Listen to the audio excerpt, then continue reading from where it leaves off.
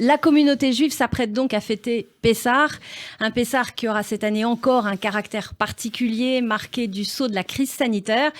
Mais contrairement à l'année passée, les synagogues seront ouvertes et accueilleront les fidèles, et c'est là une note d'espoir et de réconfort. Alors, malgré la crise sanitaire qui, indépendamment des répercussions physiques, fait également des dégâts sociaux, la communauté a fait œuvre de générosité une fois encore. Cette année, en effet, la mobilisation était au rendez-vous pour les paniers de Pessah destinés aux personnes seules.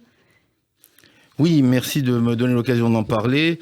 Oui, la solidarité, heureusement, existe. C'est une valeur fondamentale du judaïsme. Nous avons lancé, comme tous les ans, une grande campagne pour les paniers de Pessah, qui a été pilotée par le Secours juif du consistoire, mais qui, en fait, est organisée par chacune des communautés juives de France. Chaque communauté de Lille à Nice, de région parisienne, les grandes communautés, les petites communautés, ça fait partie de la belle tradition de Pessah, essaye de tout mettre en œuvre pour identifier les familles qui sont en difficulté et pour leur donner ce qu'il faut. Alors soit en leur donnant des bons d'achat, soit en donnant des paniers véritablement. J'ai pu assister moi-même à une distribution au siège du consistoire de paniers de Pessah avec beaucoup d'émotion de voir des familles très en difficulté présentes à nos côtés. Donc je remercie vraiment tous les donateurs qui, à travers la France, ont permis que ce soir, demain, dimanche, des familles qui sont seules, des familles qui n'ont pas de moyens, puissent célébrer Pessah.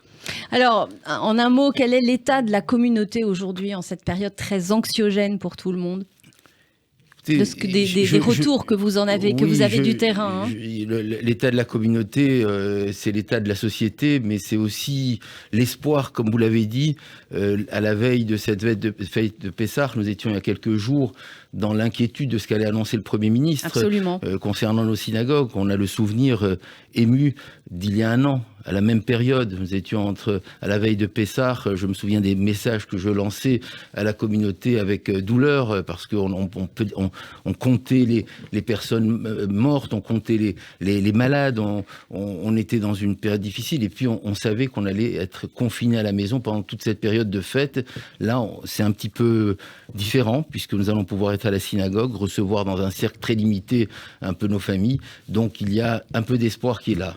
Alors justement, on va venir aux mesures sanitaires. Hein. Quelles sont les mesures sanitaires qui vont être mises en place cette année ? Est-ce que ce seront les mêmes que celles de l'année dernière ou est-ce qu'elles seront renforcées ? Notamment, on va peut-être commencer par les synagogues. Qu'est-ce qu'il va se passer au niveau des offices ? Est-ce qu'il y a un nombre de personnes limité, une jauge, hein, c'est un mot un peu pas très festif, mais voilà. Mais indispensable. Mais indispensable, effectivement, pour préserver des vies. D'abord, il y a un an, à Pessah, il n'y avait ni jauge, ni pas de jauge, il n'y avait pas de synagogue ouverte. Donc on était à la maison et on ne pouvait pas aller à la synagogue. Donc c'est un soulagement de savoir que le Hallel, le chant de la liberté, nous allons le lire dans nos synagogues. Mais bien entendu, nous avons respecté les règles des ministères et je remercie tous les présidents, tous les rabbins, tous les administrateurs, tous les fidèles, tout simplement, de respecter toutes ces règles, parce qu'elles nous ont permis de maintenir les lieux de culte ouverts. Aucun lieu n'est ouvert. Les théâtres, les cinémas, les restaurants ne sont pas ouverts.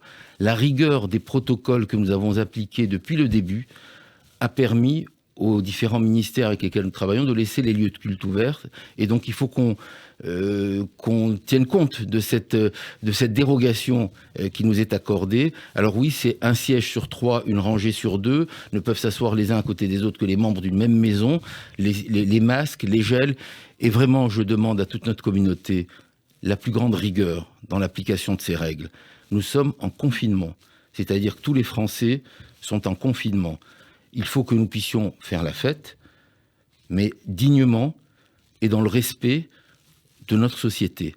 Et donc, les règles qui vont vous être imposées dans les synagogues, ou que vous allez vous imposer vous-même dans les synagogues, respectez-les pour que nous puissions maintenir dans nos relations avec les pouvoirs publics cette dérogation d'ouverture des synagogues, et notamment les horaires. Le soir, il y a un couvre-feu qui est décalé. S'il vous plaît, respectez aussi ce couvre-feu, de façon à ce qu'on n'ait pas des juifs qui se promènent avec des kippas dans la rue à des heures qui ne sont pas normales, pour qu'effectivement on puisse maintenir ce que nous avons obtenu maintenant, difficilement, mais que nous avons obtenu depuis plusieurs mois, que nos synagogues restent ouvertes. Alors, la fête de Pessah, c'est aussi le Seder à la maison, avec les restrictions bien évidemment que l'on connaît. Et alors j'ai envie de vous poser cette question toute simple, hein. Comment conserver l'esprit de la fête tout en respectant les mesures sanitaires, les mesures barrières à la maison? Je crois que dans chaque famille, il faut avoir l'intelligence de s'organiser. D'abord, on ne peut plus faire les grands rassemblements familiaux qu'on faisait avant. Mais on a pris conscience pendant cette période qu'on pouvait faire des belles fêtes en étant moins nombreux. J'ai pu voir avec émotion des bar mitzvahs, des mariages, avec la chance de pouvoir avoir maintenu nos lieux ouverts, mais avec moins de monde, pas obligatoirement avec des grandes tables, mais avec simplement des proximités. Donc je demande aux personnes qui vont se rassembler à la maison de faire attention aux personnes âgées, notamment qui ne sont pas vaccinées, de continuer à garder des distances, de ne pas avoir l'impression que tout est terminé. Rappelons-nous que l'année dernière, il y a des personnes qui ont passé Pessah seules. Cette année, on sera moins seuls, mais on ne sera pas aussi nombreux que les années précédentes. Et il faut réserver ce moment à la transmission que nous avons.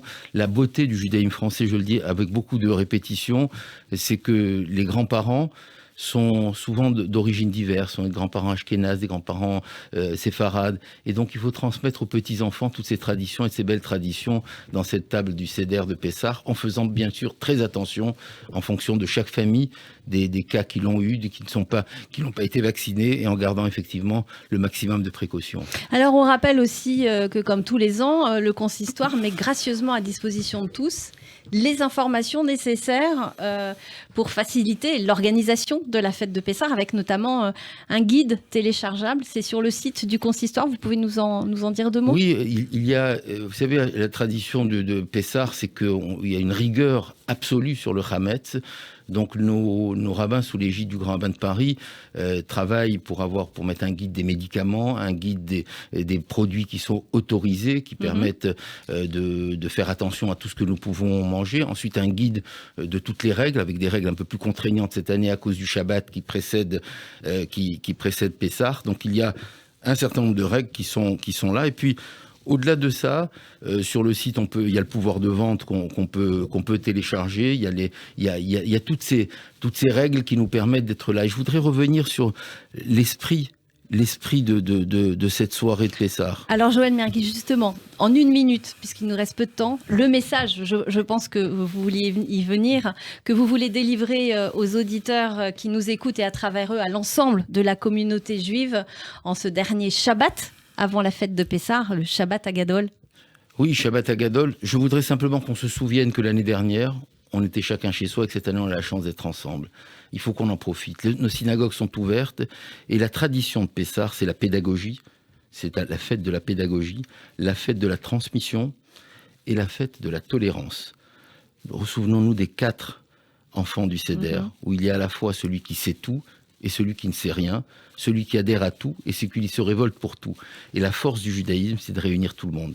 Cette année particulièrement, j'espère voir dans nos synagogues, peut-être pas dans nos maisons parce qu'on sera moins nombreux, dans nos synagogues, les personnes les plus impliquées, comme les personnes qui ne sont jamais venues, à l'instar de la Neila de Kippour. Nous avons nos synagogues ouvertes, alors profitons pour que ce message de tolérance, qui est celui de Pessah, ce message d'ouverture, ce message du rassemblement de tous les enfants de la famille, il soit encore plus vrai au moment où nous avons tellement besoin de notre solidarité. Voilà, je souhaite à toute notre communauté, par votre intermédiaire et par l'intermédiaire de Radio J, une très belle fête, une fête pleine d'espoir, et espérons que, comme les 10 plaies nous avons surmonté, que nous surmonterons cette plaie de la pandémie et que nous nous retrouverons avec cette belle liberté et en bonne santé. Eh bien, c'est sur ce beau message d'espoir, Joël Mergui, que s'achève notre entretien. Je rappelle que vous êtes le président des consistoires, et consistoire central et consistoire de Paris. Merci beaucoup et très belle journée à vous et très belle fête de Pessah. Shabbat Shalom et Chag Sameach. Merci beaucoup.